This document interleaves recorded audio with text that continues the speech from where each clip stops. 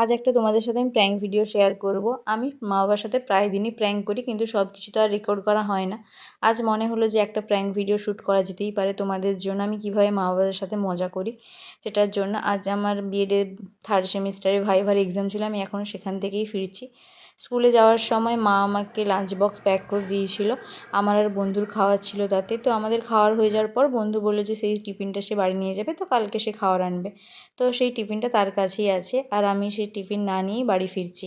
তো মাকে গিয়ে বলবো আমি বাসে সেই টিফিনটা রেখে এসেছি। আমাদের বাড়ির কাছে এখন সয়াল বসেছে, তো ব্যাকগ্রাউন্ডে একটু নয়েজ আসবে, একটু ম্যানেজ করে নিও। চলো ভিডিওটা দেখতে থাকো। আমি বাড়ি পৌঁছে গেছি, এখন মা বাবাকে ডাকছি দরজাটা খোলার জন্য। চলো ভিডিওটা দেখো। এখন মা আমার থেকে জিনিসগুলো এক এক করে রাখছে। মা আমাকে বলছে যে বাইরে জুতোটা খুলে আসতে, ভেতর থেকে বাবাও আসছে।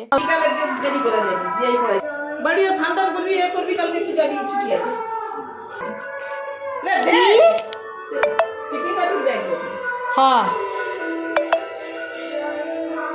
বাসে রেখে যাওয়া লিয়াস।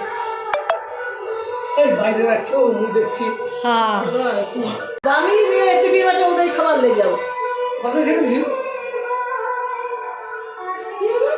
রেখে যে ভুল করে দিতে যাচ্ছি।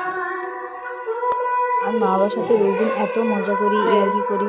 তো সেই জন্য মা বাবা প্রথমে বিশ্বাস করেনি, সেই জন্য বাবা বাইরে দেখতে গেল। তারপর দেখলো যে সত্যিই বাইরে নেই, তখন মা বাবা বিশ্বাস করেছে। কেন? কালকে খাবার লে যাবে বলে, দে ওটা মুখে দে, মুইলে কালকে খাবার লে যাবো। কি খাবার লেগে যাবে? যা হোক লে যাবে।